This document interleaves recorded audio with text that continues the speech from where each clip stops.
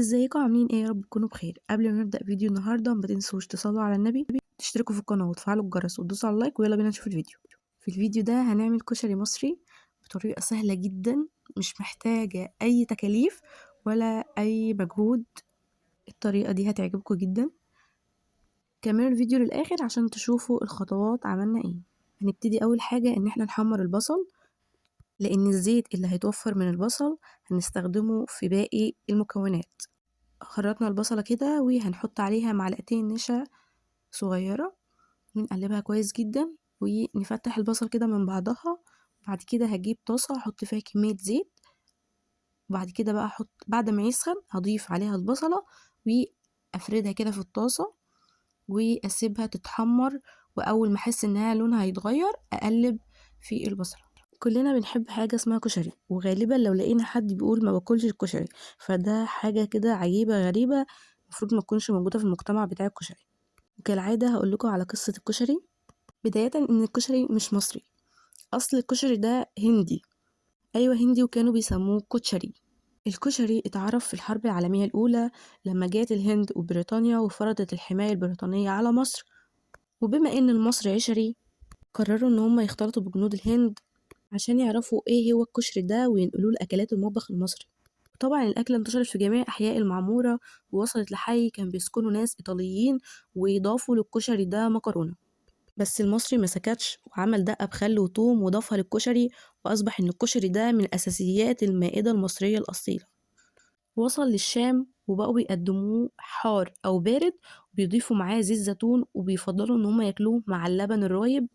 وصل بلاد الشام وبعد كده راح للعراق وبيتعمل رز وعدس أصفر اللي هو العدس بدون قشر، بقى بيتقدم مع أكلة عراقية اسمها كبة الحامض، وبتكمل بعضها الرز والعدس الأصفر بيكملوا كبة الحامض كوجبة أساسية. بما إن الكشري بقى ليه صور كتير جدا مختلفة في بلاد العالم، عند المصري ليه صورة مميزة جدا ومش هيقدر يستغنى عنها في يوم من الأيام. فتخيل المصري المعروف بجبروته اللي ما بيقدرش يستغنى عن أكلة من أكلاته. خلصنا حكاية الكشري وعرفنا أصله إيه، تعالوا بقى نكمل باقي الكشري. بعد ما حمرنا البصلة باللون اللي انتوا شفتوه، هنجيب الزيت اللي حمرنا بيه بصل ونضيف كمية من الزيت ده في حلة، ونجيب كمان معلقتين كبار توم مفروم ونحمرهم في الزيت ده عشان هنعمل صلصة الكشري. هنعمل بزيت البصل الصلصة عشان طعم البصل في الزيت فهيديله طعم. حمر التومة كويس بس هكون مهديلها النار واوصل للون الذهبي ده، وبعد كده احط عليها كمية الطماطم على حسب الكمية اللي انت هتعمليها من الصلصة.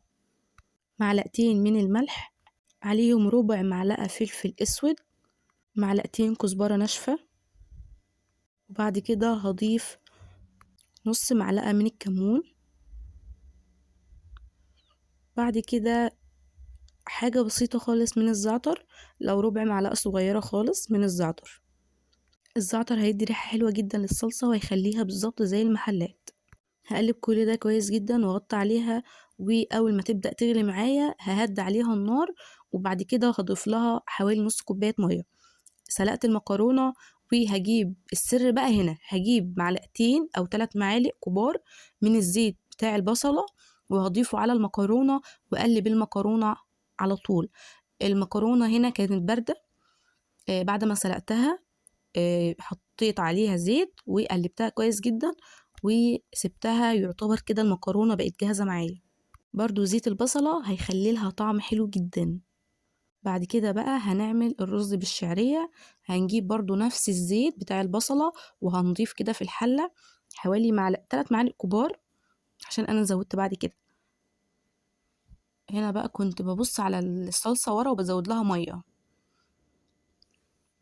كانت الكهرباء قطعة فكنت بحاول ان انا ما فوتش حاجة ما صورهاش عشان تعرفوا كل الخطوات بالظبط، فاعذروني على الاضاءة. بعد كده بقى هبدأ ان انا احمر الشعرية كالعادة يعني زي ما بنحمرها. جماعة نسيت اقولكم على حاجة مهمة، ان اول واحد ذكر الكشري في التاريخ ده هو ابن بطوطة في كتابه اللي اسمه تحفة النظار في غرائب الامصار وعجائب الاصفار. فشكرا قوي لابن بطوطة اللي عرفنا على الكشري. بضيف مع الشعرية حوالي ربع أو نص معلقة سكر على حسب كمية الشعرية، بعد كده بقى حمرتها خلاص، وهضيف عليها الرز، وهضيف العدس ابو جبة او عدس الكشري اللي سبته 3 ساعات في ميه سخنه، افضل من اني اغليه، لان انا هنا حطيته مع الرز. لو انتي مش هتحطيه مع الرز، فانتي هتغليه ويستوي، وكده بقى مش هتضيفيه مع الرز. فانا عملته 3 ساعات بميه سخنه، طبعا غسلته الاول وضفته هنا مع الرز. جبت الطاسة اللي كنت محمرة فيها البصل وفيها آخر كمية زيت، هضيف عليها 3 معالق توم كبيرة، وأهدي عليهم النار عشان تتحمر كده براحتها. هنا بقى هنعمل دقة، وأول حاجة حمرناها هي التوم. بعد ما التومة توصل للون ده، هنضيف عليها معلقتين أو معلقة ونص كزبرة ناشفة، وده برضو من أساسيات عمل الدقة، بتخلي الدقة ريحة حلوة جدا. وبجد بجد جربوا الطريقة اللي أنا عملت بيها الكشري ده، هتعجبكم جدا، وبالذات في الجو اللي ملوش وصف ده، فهيدفيكوا قوي. خلاص بقى وصلت للون الحلو ده، هبدأ ان انا اضيف عليها خل. يا جماعة انا حبيت ان انا اضيف لكم كده خل بالازازة، عشان مش عايزة، يا جماعة احنا بنعمل كشري كشري. الريحة اللي طلعت دي مع الطشة كانت حاجة رهيبة جدا يعني. ضفت كمية خل كده حوالي ربع كوباية او نص كوباية. هعصر ليمونة كاملة. بعد كده جبت قرن فلفل حامي، دقيته وحطيته قبل ما اضيف المية. هسيب كل ده يغلي دقيقة واحدة بالظبط، وهضيف عليهم حوالي ربع كوباية مية، وكمان ربع معلقة ملح، واسيب كل ده يغلي كويس، وكده تكون جهزت.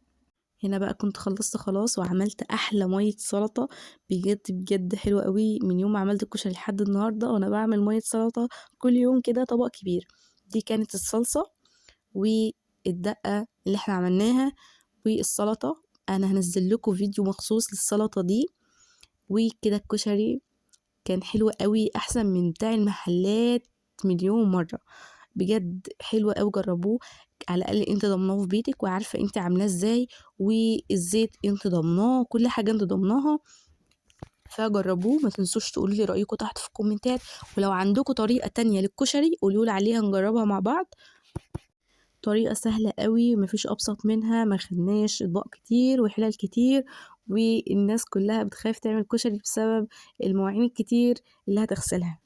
وبس، ده كان فيديو النهاردة. ما تنسوش تعملوا لايك واشتراك في القناة، وتدوسوا على الجرس عشان يوصلوا كل الفيديوهات اللي انا بنزلها، وتدوسوا على اللايك، وتقولوا لي رأيكم تحت في الكومنتات. واشوفكم في فيديو جديد، في رعاية الله.